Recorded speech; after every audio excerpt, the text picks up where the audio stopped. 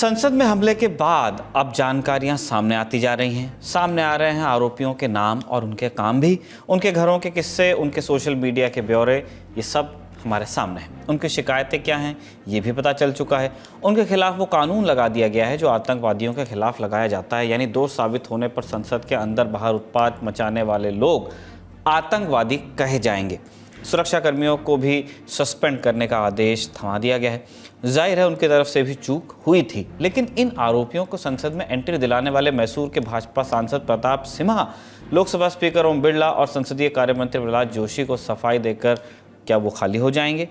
ऐसे सवाल अब उठाए जा रहे हैं। ये सवाल तब और ज़रूरी हो जाते हैं जब संसद के सांसदों को निलंबन और निष्कासन बेहद तैयारी, मुस्तैदी और नियमों को ध्यान में रखकर किया जाता हो और एक सिटिंग सांसद के बुलावे पर आए लोगों को आतंकियों वाली धाराओं में बुक कर दिया जाए। आज इन सभी चीज़ों पर बात की जाएगी और साथ में बात करेंगे देश की संसद से निलंबित हुए नेताओं की। नमस्ते, मैं हूं निखिल और आप देखना शुरू कर चुके हैं दी ललन टॉप शो। सबसे पहले सांसदों के निलंबन की बात। संसद की सुरक्षा में चूक के मसले पर विपक्षी पार्टियों ने आज लोकसभा और राज्यसभा में जमकर हंगामा किया और गृहमंत्री अमित शाह से बयान देने की मांग की।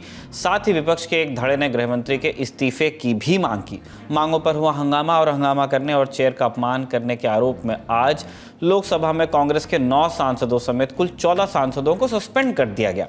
इनमें से 2 सांसद डीएमके, 2 सीपीएम और 1 सांसद सीपीआई का है।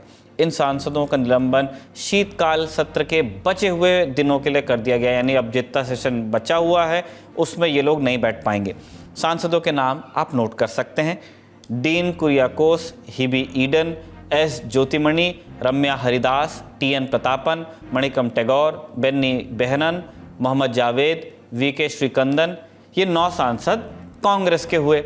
इनके अलावा डीएमके से कनिमोई और एसआर प्रतिबन, सीपीएम से पीआर नटराजन और एस वेंकटेशन, सीपीआई से के सुब्रमण्यम, ये लोग शामिल हैं। इनके पहले राज्यसभा से तृणमूल सांसद डेरेक ओब्रायन को भी सस्पेंड कर दिया गया था। सभापति जगदीप धनखड़ ने नेता सदन पीयूष गोयल के उस प्रस्ताव को स्वीकार कर लिया जिसमें गोयल ने हाउस के वेल में उतरकर नारा लगाने के लिए डेरेक ओब्रायन को सस्पेंड करने की गुजारिश की थी। अब डेरेक ओब्रायन को जोड़ दें तो सस्पेंड हुए सांसदों की संख्या हो जाती है 15। सारे विपक्ष के सांसद हैं। सुनते हैं उन पत्रकारों को जो संसद कवर करते हैं। संसद की सुरक्षा के चूक के मामले को लेकर के संसद भवन के अंदर भी हंगामा हुआ। लोकसभा और राज्यसभा में दोनों सदनों में इस तरीके का हंगामा किया गया। उसके बाद लोकसभा से 14 सांसद और राज्यसभा से 1 सांसद को सस्पेंड कर दिया गया। जिस तरीके से सुबह करीब 11 बजे के आसपास सदन की शुरुआत हुई, उस दौरान विपक्षी सांसदों की तरफ से ये मांग किया गया कि संसद की सुरक्षा में जो चूक हुई है उसको लेकर के केंद्रीय गृह मंत्री अमित शाह की तरफ से जवाब देना चाहिए। लेकिन खुद रक्षा मंत्री राजनाथ सिंह ने इस पूरे मामले को लेकर के जवाब दिया और उन्होंने जानकारी दी कि किस तरीके से ये पूरी घटना हुई है। उन्होंने इस घटना को दुर्भाग्यपूर्ण भी बताया और ये कहा कि इस घटना के चलते काफी दिक्कत हुई है, लेकिन उन्होंने ये भी साफ किया कि सांसद जो पास बनाने के लिए लेटर इशू करते हैं उसको लेकर के काफी लोगों को सतर्क रहना पड़ेगा और इस तरीके की बात उनकी तरफ से कहा गया।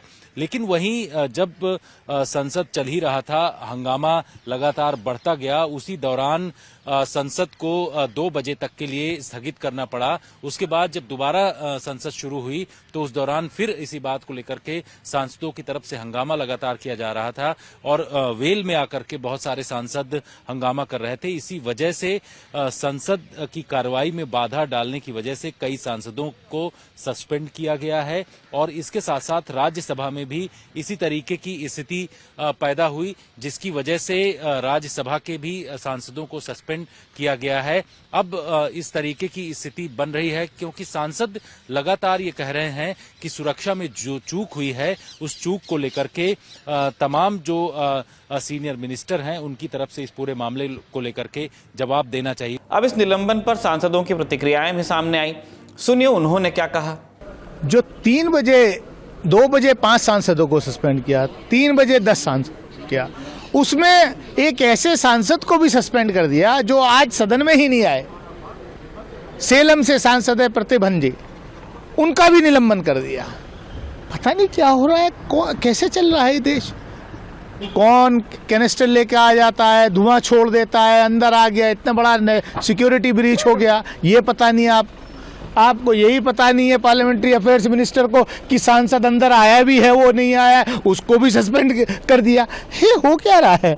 हम आपसे मांग कर रहे हैं प्रताप सिम्हा जो हैं, जिनके एमपी लेटर हेड पे उनको विजिटर्स पास दिए गए थे, उन पे कार्रवाई हो, किसी तरीके का एक्शन लिया जाए, उस मांग को लेकर इनको सस्पेंड कर दिया गया है। 7 सुरक्षा अधिकारियों को सस्पेंड कर दिया, एमपीज को सस्पेंड कर दिया, और वो जिन्होंने ये काम किया है, कृत्य किया है, और जो जिन्होंने सिक्योरिटी ब्रीच की है, उनको आप यूएपीए में डाल देंगे।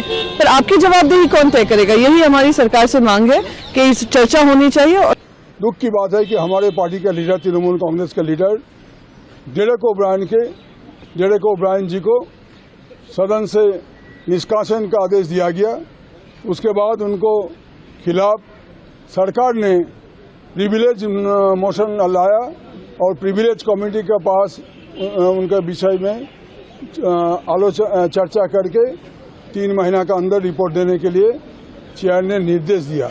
इसको हम ये जो कुछ भी घटा आज, इसको हम निंदा करते हैं कड़ी से कड़ी शब्दों से, कि जहां कल क्या हुआ था इस बारे में सारा देश जानना चाहते हैं, इसको छिपाने के लिए, इसको नजर घुमाने के लिए ये सारे चीज किया जा रहा है।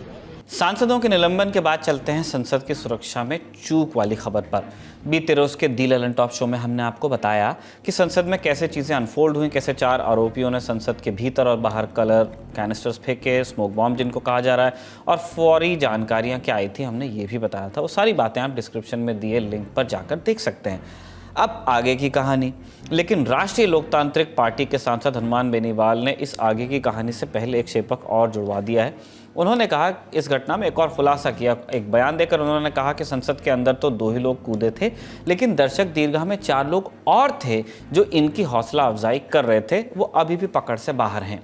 सबसे बड़ी बात कि जो अंदर 4 लोग थे, 2 कूद गए और एक लेडी और एक लड़का उनको सपोर्ट करा था उस दर्शक दीर्घा से, उस विजिटर गैलरी से। वो कहाँ है? तलाश हम उन लोगों की करेंगे जो 4 थे। बाहर से जिनको पकड़ा है वो कोई और होंगे, लेकिन अंदर से जब वो व्यक्ति कूदता हुआ अंदर आया तो उसको मैंने रोका। सबसे पहले रोक के उसको दबोच लिया। उसके बाद दूसरे ने जो स्प्रे किया, धुआं छोड़ा, पहले के साथ उसने भी धुआं छोड़ा। सब जब राजन अग्रवाल जी ने लोकसभा को एडजॉर्न किया 2 बजे तक, तो उस वक्त वो 2 लोग उन दर्शकों के साथ बाहर निकल गए थे। वो कौन है 2 लोग? उनको आप दबाने की प्रयास नहीं करें। और लोकसभा अध्यक्ष जी का बार बार ये बयान कि घटना मामूली थी, ये ठीक नहीं है। देखिए, ये तो मजाक बना के रख दिया इस देश का। पार्लियामेंट का करोड़ों रुपए लगा के पार्लियामेंट आप बना रहे हो, ऑल पार्टी मीटिंग आप बुला रहे हो, लेकिन हमारे जैसे जो सिंगल मेंबर पार्टी, 2 मेंबर जिसके, 5 मेंबर जिनके, 5 साल में लोकसभा अध्यक्ष ने हमें एक बार भी नहीं बुलाया, फ्लोर लीडर को कभी भी। जबकि प्रधानमंत्री जो मीटिंग लेते हैं उसमें हम सबको बुलाया जाता है। ध्यान रहे कि बेनीवाल ही वो सांसद हैं कि जो वायरल वीडियो में दोनों आरोपियों को मारते हुए दिख भी रहे हैं। उनके साथ और सांसद हैं। हनुमान बेनीवाल के इस दावे की पुष्टि और इस पर और जानकारी अभी आना बाकी है। अब उनकी बात करते हैं जिनकी पहचान जाहिर हो चुकी है और जिनका सीधे सीधे इस घटना से जुड़ाव सामने आ रहा है। सबसे पहला ये नाम, उनकी तस्वीरें और अरेस्ट होने के ब्यौरे आप देख लीजिए। सागर शर्मा, अरेस्ट की लोकेशन संसद भवन। मनोरंजन डी, अरेस्ट की लोकेशन संसद भवन। नीलम, अरेस्ट की लोकेशन संसद भवन के बाहर। इससे पहले के 2 नाम लोकसभा के अंदर अरेस्ट हुए, ये परिसर के बाहर के हैं। अमोल शिंदे, अरेस्ट की लोकेशन संसद भवन के बाहर। विक्की शर्मा, अरेस्ट की लोकेशन गुरुग्राम। ललित झा फिलहाल फरार हैं। आपने नाम सुने, इनके बारे में ब्रीफ भी जान लीजिए आप। सागर शर्मा मैसूर लोकसभा सांसद प्रताप सिम्हा के पास पर संसद में घुसा था। उसके पिता का नाम शंकरलाल शर्मा है। सागर की मां ने बताया कि शंकरलाल कारपेंटर का काम करते हैं। परिवार में 4 लोग हैं। सागर की एक बहन भी हैं। परिवार लखनऊ के आलमबाग में पिछले 15 सालों से रह रहा है। सागर पहले बेंगलोर में नौकरी करते थे। साल 2023 में जब रक्षाबंधन आया तो वो अपने घर लखनऊ चला आए। सागर का मन नहीं था कि वो नौकरी करे, लिहाजा उसने किराए पर एक बैटरी रिक्शा लिया और चलाना शुरू कर दिया और अब तक यही जारी था। 13 दिसंबर को संसद में घटी घटना के 2 दिनों पहले से घर से ये बोलकर निकल गया था कि प्रदर्शन में शामिल होने दिल्ली जा रहा है और फिर वो दुनिया को संसद में प्रदर्शन करते हुए ही दिखा। लोकसभा की पब्लिक गैलरी से चेंबर में कूदने वाला दूसरा आरोपी है मनोरंजन डी। मनोरंजन कर्नाटक के मैसूर का रहने वाला है। उसने बेंगलुरु की विवेकानंद यूनिवर्सिटी से कंप्यूटर साइंस में इंजीनियरिंग की पढ़ाई की है। मनोरंजन के पिता ने कहा कि उनका बेटा समाज सेवा करना चाहता था, गरीबों की मदद करना चाहता था। वो नहीं जानते कि उसने ऐसा क्यों किया। पिता ने यह भी कहा कि ये जानने के लिए मनोरंजन से बात की जानी चाहिए। हिसार के रामपुरा मोहल्ला में रहती थी नीलम। गांव है जींद का उचाना। 3-4 महीने से रामपुरा की एक पीजी में रह रही थी। पहले दिल्ली में तैयारी कर रही थी, बाद में हिसार आई। जब मीडिया के कैमरे रामपुरा मोहल्ले के पीजी में पहुंचे तो बाकी लोगों ने बात करने से मना कर दिया, कुछ भी कहने से इनकार ही किया। जब पुलिस ने नीलम को पकड़ा तो वो ये कहती हुई सुनी गई कि वो किसी संगठन से नहीं जुड़ी है, वो बस विरोध कर रही है, ऐसा उसने दावा किया। गिरफ्तारी के बाद नीलम आज़ाद के कुछ पुराने तस्वीरें और वीडियो भी सामने आए हैं, जिससे पता चलता है कि वो पहलवानों के प्रदर्शन में भी शामिल थी। एक वीडियो में देखा जा सकता है कि वो एक जगह पर किसानों के साथ धरने पर बैठी है। 13 नवंबर को वो संसद के बाहर जय भीम के नारे लगाते हुए अरेस्ट की गई। इंडियन एक्सप्रेस की एक रिपोर्ट के मुताबिक पहलवानों के प्रदर्शन के दौरान नीलम को साक्षी मलिक की माता के साथ हिरासत में लिया गया था। फिर कुछ घंटों बाद उसे रिहा भी किया गया। रिपोर्ट में बताया गया है कि नीलम ने किसान आंदोलन में भी भाग लिया था और वो BR अम्बेडकर और भगत सिंह से प्रभावित रही है। नीलम के भाई राम निवास के मुताबिक उसके पास MA, M.Ed और MPhil की डिग्री है। दावा है कि नीलम ने नेशनल एलिजिबिलिटी टेस्ट भी पास किया है। भाई ने बताया कि नीलम ट्रेंड ग्रेजुएट टीचर की नौकरी के लिए इंटरव्यू देने दिल्ली गई थी, लेकिन सिलेक्ट नहीं हो सकी। कहा कि नीलम बेरोजगारी के खिलाफ आवाज़ उठाती रहती है। नीलम की मां सरस्वती ने बताया कि वो कहती थी कि मैंने बेकार में इतनी पढ़ाई की, नौकरी तो नहीं मिली, इससे अच्छा तो मैं मर जाऊं। नीलम के समर्थन में हरियाणा के कुछ किसान नेता आ गए हैं। अरेस्ट का विरोध किया है उन्होंने और कहा है कि वो नीलम के समर्थन में प्रोटेस्ट करेंगे। अमोल शिंदे लातूर की चकूर तहसील के जारी गांव के निवासी हैं। सेना में भर्ती होना चाहता था ये व्यक्ति। इसके लिए उसने सेना की कई भर्तियों में हिस्सा भी लिया था, लेकिन सेलेक्ट नहीं हो पाया। अमोल के माता पिता ने बताया कि अमोल आगे पढ़ना चाहता था और इसके लिए वो 4,000 रुपये प्रति महीना मांग रहा था, लेकिन वो दे नहीं सके क्योंकि उनका सारा पैसा उसकी पढ़ाई पर ही खर्च हो गया। परिजनों ने बताया कि अमोल ने दिहाड़ी मजदूर के तौर पर भी काम किया है। अमोल के बारे में एक और जानकारी सामने आ रही है। पुलिस पूछताछ में अमोल ने बताया कि जो कलर कैनिस्टर्स, जो स्मोक बॉम्ब्स जिन्हें कहा जा रहा है वो फोड़े गए, वो उसने खरीदे थे। इन स्मोक कैनिस्टर्स की 5 कैंस के लिए उसने 1,200 रुपये महाराष्ट्र के कल्याण में एक दुकानदार को दिए थे। बता दें कि विक्की शर्मा को छोड़कर बाकी नाम कल देर शाम तक आ गए थे। विक्की वो छठा साथी था जिसके बारे में सुरक्षा एजेंसियों को बड़े लंबे समय तक कोई जानकारी नहीं मिल सकी थी। फिर उसके बारे में और भी जानकारियां सामने आईं। चूंकि विक्की गुरुग्राम का रहने वाला था, लिहाजा उसकी खोज के लिए गुरुग्राम पुलिस की क्राइम यूनिट लगी। अपनी पत्नी के साथ उसे 13 दिसंबर की देर रात अरेस्ट किया गया। उसने पूछताछ में खुलासा किया कि सागर शर्मा उसका रिलेटिव है। साथ ही इस केस के एक अन्य आरोपी मनोरंजन को विक्की की बेटी चाचू कहकर पुकारती है। यानी कम से कम 3 आरोपी एक दूसरे को किसी न किसी रूप में जानते थे। विक्की की बेटी ने एक और बात का खुलासा किया है। संसद पर स्मोक क्रैकर्स से अफरा तफरी मचाने वाले सभी 5 आरोपी मंगलवार यानी 12 दिसंबर को ही उनके घर आए थे। सभी आरोपी विक्की शर्मा के घर पर ही रुके थे। विक्की के बारे में और भी जानकारियां सामने आई हैं, जैसे उसका एक पुराना आपराधिक रिकॉर्ड रहा है। वो 90 के दशक में एक्टिव फौजी गैंग से भी जुड़ा रहा है। ये नाम फौजी गैंग है लेकिन अपराधियों की गैंग है। इसके अलावा थोड़ी बात ललित झा पर भी कर लेते हैं। लोकसभा में घुसपैठ और ट्रांसपोर्ट भवन के पास विरोध प्रदर्शन करने वाले 4 आरोपी तुरंत पकड़ लिए गए थे। बाद में पता चला कि 5वां आरोपी ललित झा उनके साथ ही था। सागर और मनोरंजन ने सदन में घुसपैठ की। बाहर नीलम और अमोल विरोध प्रदर्शन कर रहे थे और ललित इनका वीडियो बना रहा था। उसी के पास इन 4 आरोपियों के मोबाइल फोन्स भी थे। वो बंगाल के कई NGO से जुड़ा है। ऐसा ही एक NGO है साम्यवादी सुभाष। इस NGO को ललित और बंगाल में रहने वाले शिक्षक नीलाक्ष आइच मिलकर चलाते हैं। ये NGO ग्रामीण बंगाल में एक्टिव है, खासकर पुरुलिया और झालग्राम के इलाकों में। सूत्रों के हवालों से आई जो खबरें हैं उनके मुताबिक संसद में घटी घटनाओं का ललित ने वीडियो बनाया और उसे नीलाक्ष को भेज दिया। नीलाक्ष ने पूछताछ में बताया कि जब ये वीडियो उन्हें मिला तो वो क्लास में थे, तब तक देख नहीं पाए थे, लेकिन उन्होंने वीडियो देखा और ललित से वीडियो का बैकग्राउंड पूछा, लेकिन इसके बाद ललित की ओर से कोई जवाब आया नहीं। पुलिस को ललित की लास्ट लोकेशन राजस्थान के नीमराणा के गंडाला गांव में मिली थी। पुलिस ने छापा मारा, लेकिन तब तक ललित मौके से फरार हो गया था। आपने इन आरोपियों का ब्रीफ परिचय जाना।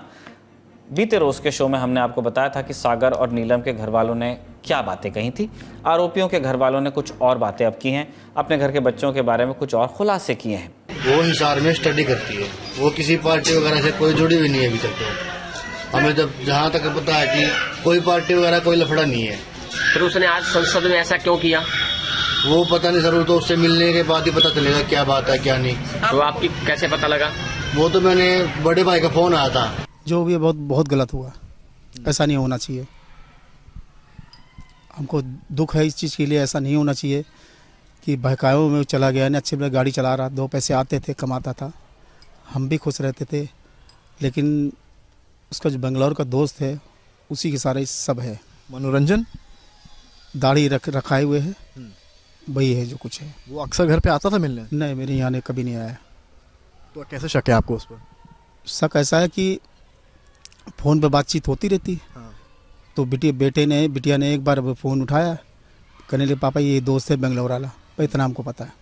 दिल्ली पुलिस ने बताया कि गिरफ्तार हुए 4 आरोपियों पर भारतीय दंड संहिता आईपीसी की ट्रेसपासिंग की धारा 452, आपराधिक साजिश की धारा 120B, 153, 186, 353 और यूएपीए की धाराओं 16 और 18 के तहत मामला दर्ज किया गया है।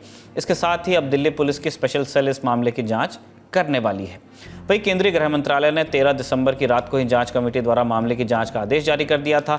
गृह मंत्रालय ने सोशल मीडिया प्लेटफॉर्म एक्स पर एक पोस्ट कर इसकी जानकारी दी। मंत्रालय ने लिखा, लोकसभा सचिवालय के अनुरोध पर गृह मंत्रालय ने संसद में सुरक्षा चूक की घटना के मामले में जांच का आदेश जारी कर दिया है। सीआरपीएफ के महानिदेशक अनीश दयाल सिंह के नेतृत्व में एक जांच समिति का गठन किया गया है।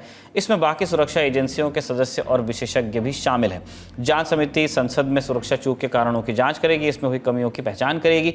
इसके अलावा इस पर आगे की जाने वाली कार्रवाई की सिफारिश भी देगी। जांच समिति जल्द से जल्द संसद में सुरक्षा में सुधार किए जाने के सुझावों और अपनी सिफारिशों के साथ रिपोर्ट सौंपने वाली है। जानकारी केंद्रीय गृह मंत्रालय ने दी।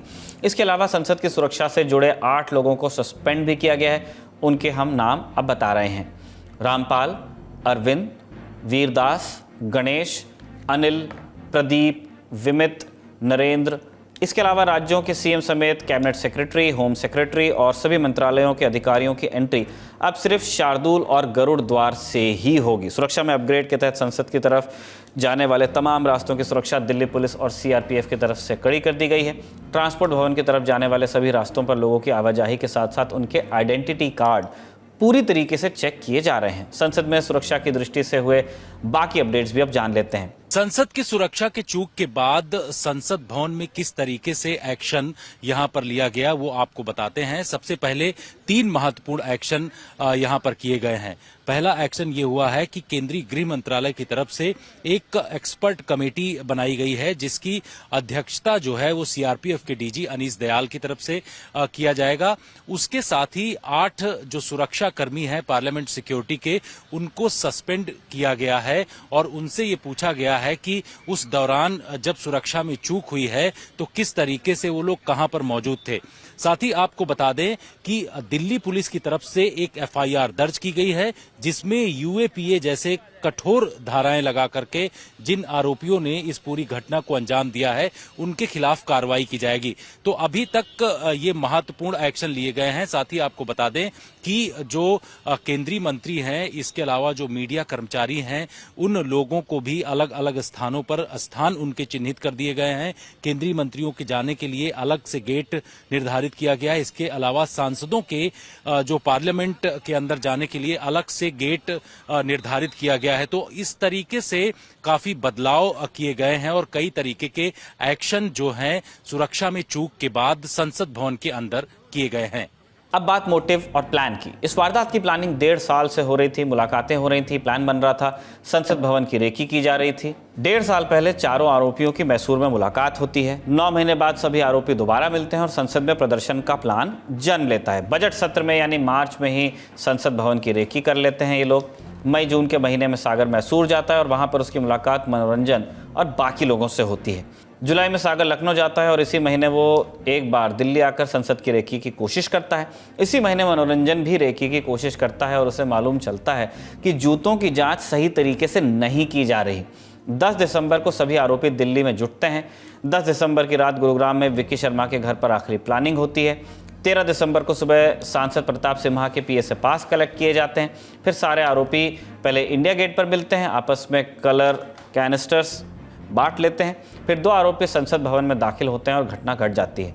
ललित मौके से वीडियो बनाकर और सभी के फ़ोन लेकर फरार हो जाता है। कुछ और डिटेल सामने आती हैं, जैसे सभी आरोपी भगत सिंह फैन पेज नाम के फेसबुक पेज से जुड़े हुए थे और चारों ही भगत सिंह की विचारधारा से प्रेरित बताए जा रहे हैं। चारों आरोपी लगातार पूछताछ में बता रहे हैं कि बेरोजगारी, किसानों की समस्याओं, मणिपुर की समस्याओं पर सरकार का ध्यान दिलवाना था, इसलिए वारदात को अंजाम दिया। आरोपी ये भी कह रहे हैं कि पीएम से मिलना था, बात रखनी थी। हालांकि जांच एजेंसियां पूरी तरह इस बात पर यकीन कर नहीं रही हैं। उनके मोटिव के बारे में अभी तक क्या कुछ पता चला है, सुनते हैं एक्सपर्ट्स को। इस पूरे मामले में जो सबसे बड़ा सवाल आज की तारीख में यही है कि मोटिव क्या था, और यही वजह है कि स्पेशल सेल की करीब 8 टीमें इस पूरे इन्वेस्टिगेशन में जांच में लगी हुई हैं और स्पेशल सेल के जो डीसीपीज़ हैं, 3 डीसीपीज़ में लगे हुए हैं और ये जानने की कोशिश की जा रही है कि आखिर मोटिव क्या था। और आपको मैं बता दूं, ये पूरा मामला करीब 6 स्टेट से जुड़ा हुआ है। 6 स्टेट में दिल्ली पुलिस स्पेशल सेल की टीमें आज भी पड़ी हुई हैं, वहाँ पे डेरा डाले हुए हैं। इनमें उत्तर प्रदेश है, कर्नाटका है, छत्तीसगढ़ है, इसमें हरियाणा है, दिल्ली और इसके अलावा राजस्थान। इन स्टेट्स में स्पेशल सेल की टीमें जांच में जुटी हैं और जहां जहां इन लोगों का आना जाना था, जिन लोगों से बातचीत थी, उसमें उन लोगों से पूछताछ की जा रही है। एक एनजीओ का नाम आया है जो ललित झा, जिस एनजीओ से जुड़ा हुआ था, जिसने सबसे पहले या यूँ कहें कि जो रियल टाइम वीडियो था इस जब ये लोग घुसे हैं संसद के अंदर, वो रियल टाइम वीडियो एक एनजीओ को भेजा था। उस एनजीओ के मालिक से स्पेशल सेल ने पूछताछ की है जाके। जांच में ये भी बात सामने आई कि चारों आरोपियों का मोबाइल फोन ललित के पास है और ललित फरार है, जैसा हमने पहले भी आपको बताया। जांच एजेंसियों को शक है कि मोबाइल से सबूत मिटाने के लिए ललित सबके फोन लेकर भागा है। अभी तक इस वारदात का मास्टरमाइंड ललित को ही माना जा रहा है। इसकी वजह क्या है? क्या जांच एजेंसियां इस पूरे वाकये को राष्ट्र विरोधी घटना की तरह देख रही हैं? अब ये सुनिए। जैसा कि पुलिस ने एफआईआर दर्ज की, उसमें यूएपीए लगाया है। पुलिस एजेंसियां, स्पेशल सेल के जो ऑफिसर्स हैं, ये मान के चल रहे हैं कि कहीं ना कहीं एंटी नेशन एलिमेंट्स इसमें शामिल हैं और यही वजह है कि इस पूरे मामले की जो जांच का दायरा है, जैसा कि मैंने बताया, नक्सल समर्थकों और जो खालिस्तानी समर्थक हैं या खालिस्तानी आईएसआई कनेक्शन है, उससे कहीं ना कहीं जुड़े होने की कुछ ना कुछ इंडिकेशन सामने आ रहे हैं। यही वजह है स्पेशल सेल की टीम 6-7 स्टेट में अलग अलग जगहों पे छानबीन कर रही है और कुछ अभी एनजीओ का जो ओनर है उनसे भी स्पेशल सेल की टीमों ने पूछताछ की है कि आखिर उस एनजीओ से कितने लोग जुड़े हैं, उनकी एक्टिविटीज़ क्या हैं, तो उसकी भी जांच की जा रही है। जैसा कि पन्नू ने बयान जारी करके कहा कि वो जो लोग पकड़े गए हैं उनके समर्थन करेगा, उनको इनाम देगा, उनके मुकदमे लड़े जाएंगे, तो जाहिर है कि कहीं ना कहीं इसमें खालिस्तानी कनेक्शन, चूँकि पन्नू ने पहले भी धमकी दी थी कि इस दिन वो 13 तारीख को इस तरह की गतिविधियों को अंजाम देगा, तो जाहिर है कि पन्नू और उसके इर्द गिर्द भी जाँच का दायरा जो है वो पहुँच सकता है। तो पुलिस का जो इन्वेस्टिगेशन का जो 3 पहलू हैं, सबसे इम्पॉर्टेंट पहला पहलू ये है कि जो 6 स्टेट में ये लोग जुड़े हुए हैं, इनके मोबाइल से क्या राज निकल के आते हैं। सबसे पहला मोबाइल हासिल करना चाहती हैं इन्वेस्टिगेशन एजेंसियां, जिससे पता चले कि किन किन लोगों के साथ ये जुड़े हुए थे। और दूसरा जो सबसे बड़ी चीज़ है, ललित झा की तलाश, जो इसका मास्टरमाइंड बताया जा रहा है, जिसने इन लोगों को अपने पास इकट्ठा किया था, उसके बाद वो फरार हो गया। और इसका जो तीसरा जो सबसे बड़ा एंगल है वो नक्सल एंगल है कि आखिर कहीं ना कहीं तारकैन के नक्सलों से भी जुड़े हुए हैं। तो 3 एंगल पे अलग अलग इन्वेस्टिगेशन कर रही हैं करीब 8-10 टीमें स्पेशल सेल की अभी फील्ड में। अब बात उन माननीय की जिन्होंने संसद में एंट्री दिलवाई इन लोगों को। प्रताप सिम्हा कर्नाटक की मैसूर लोकसभा सीट से भारतीय जनता पार्टी के 2 बार के सांसद। 2014 में प्रताप सिम्हा ने कांग्रेस के अडागुरु विश्वनाथ को करीब 28,000 वोट से हराया था। फिर 2019 में उन्होंने कांग्रेस के CH विजय शंकर को करीब 1,38,000 वोट के बड़े अंतर से हराया। सांसद बनने से पहले प्रताप सिम्हा पत्रकार थे।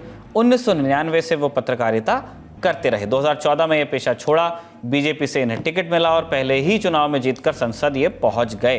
सांसद बनने के 1 साल बाद ही यानी 2015 में प्रताप सिम्हा पहली बार सुर्खियों में आए, जब उन्होंने टीपू सुल्तान का जन्मोत्सव समारोह मनाने के लिए कर्नाटक की तत्कालीन कांग्रेस सरकार की आलोचना की। कहा कि टीपू सुल्तान केवल इस्लामवादियों के ही आदर्श हो सकते हैं और उनका जन्मदिन मनाकर मुख्यमंत्री सिद्धारमैया राज्य में जिहादियों को बढ़ावा दे रहे हैं। 2022 में प्रताप सिम्हा एक बार फिर विवादों में आए। नवंबर 2022 में उन्होंने कहा, मैंने सोशल मीडिया पर एक बस अड्डे की फोटो देखी, इसके ढांचे में एक बड़े और 2 छोटे गुंबद हैं। ये ढांचा मस्जिद से प्रेरित होकर बना है। मैंने इंजीनियर्स और स्थानीय अथॉरिटी से कहा है कि वो जल्द से जल्द इस बस अड्डे की इमारत को गिरा दें, वरना मैं खुद JCB लेकर जाऊंगा और इसे गिराऊंगा। ये बस अड्डा मैसूर की ही कृष्णराजा विधानसभा सीट में आता है। प्रताप की इस टिप्पणी के बाद इस सीट से तत्कालीन बीजेपी सांसद एस.ए. रामदास ने कहा था कि प्रताप का ऐसा कहना दुर्भाग्यपूर्ण है क्योंकि बस अड्डे की डिजाइन मैसूर पैलेस से प्रभावित है। अब जब घुसपैठियों के पास बनवाने में उनकी भूमिका सामने आई है तो उन्होंने ओम बिरला और प्रहलाद जोशी के सामने सफाई दी और कहा कि आरोपी सागर शर्मा के पिता उनके निर्वाचन क्षेत्र मैसूर में रहते हैं और उन्होंने नए संसद भवन का दौरा करने के लिए पासेस मांगे थे, इसलिए उन्होंने पास दिलवा दिया। बीजेपी सांसद ने कहा कि उन्होंने इस बात का पूरा ध्यान रखा कि पास मिले, इसके लिए उन्होंने अपने स्टाफ से भी बात की, लेकिन इससे ज़्यादा उन्हें कोई जानकारी नहीं है। संसद में घुसपैठ मामले के चारों आरोपियों को खालिस्तानी आतंकवादी समूह सिख फॉर जस्टिस के गुरुपतवंत सिंह पन्नू ने लीगल एड देने की पेशकश कर दी है। उसने इस मामले में मैसेज जारी किया कि वो इस केस के आरोपियों को 10 लाख की कानूनी सहायता देगा। हालांकि पूरे प्रकरण में उसकी संलिप्तता है या नहीं, इस पर पन्नू ने कोई टिप्पणी नहीं की। उसकी संलिप्तता का सवाल इसलिए उठ रहा है क्योंकि उसने पहले ही 13 दिसंबर के दिन संसद भवन उड़ाने की धमकी दी थी। दैनिक भास्कर की खबर के मुताबिक संसद में लगी मशीनें आज से लगभग 19 साल पहले यानी साल 2004 में खरीदी गई थी। फुल फ्रेम डोर स्कैनर्स हैं, लेकिन कारगर इतनी ही हैं कि जूते मोजे में छपी चीज़ों को ये पकड़ नहीं पाती। उदाहरण देख लिया आपने। उम्मीद है कि इन्हें अब बदला जाएगा। हालांकि बदलने के प्रयास जारी भी थे। इंडियन एक्सप्रेस की खबर के मुताबिक 12 दिसंबर को ही CPWD ने टेंडर निकाला था। 35 करोड़ के इस टेंडर का उद्देश्य था कि संसद में अतिरिक्त सुरक्षा बढ़ाई जा सके, नए सिक्योरिटी गैजेट्स लगाए जा सके, नए सिक्योरिटी ब्लॉक बनाए जा सके और बुलेट प्रूफ मोर्चा बनाया जा सके। एक नज़र इकोनॉमिक टाइम्स की इस रिपोर्ट पर भी डालिए जो कहती है कि 1 महीने से भी अधिक वक्त से संसद के जॉइंट सेक्रेटरी सिक्योरिटी का पद ही खाली था। ध्यान रहे, ये वो पद होता है जिस पर बैठने वाले व्यक्ति के पास संसद की सुरक्षा का सारा जिम्मा होता है। वो सिंगल विंडो होता है गवर्नमेंट के लिए। इस रिपोर्ट में कहा गया है कि सांसद जो अपने साथ मेहमान लाते हैं उनमें इजाफा हुआ है और उनकी सुरक्षा जाँच में कठिनाई होती है। कई बार कुछ सांसद खुद ही अतिथियों को जल्दी जल्दी अंदर भेजने की कोशिश करते हैं और ऐसा करने से रोकने पर सांसद विरोध भी जताते हैं। उम्मीद है कि इस देश की संसद एक सुरक्षित जगह बने जहां लोकतंत्र और जीवन दोनों ही अखंड बना रहे। आज के शो में इतना ही। अब मिलेंगे कल। Good night. आप ललन टॉप का अगला वीडियो देखें उससे पहले एक जरूरी सूचना है। सफाई के शहर इंदौर में फिर हिस्सा बनिए लिट चौक का। ललन टॉप है लिट चौक का ऑफिशियल मीडिया पार्टनर। हिस्सा लेने के लिए पहुंचिए 15, 16 और 17 दिसंबर 2023 को इंदौर के गांधी हॉल। यहाँ मिलेंगी एक से बढ़कर एक हस्तियां, जाने माने नाम, जिन्हें आप देखेंगे, सुनेंगे और उनसे बहुत कुछ सीखेंगे भी। तो इंदौर कर रहा है इंतजार। हिस्सा बनिए लिट चौक का।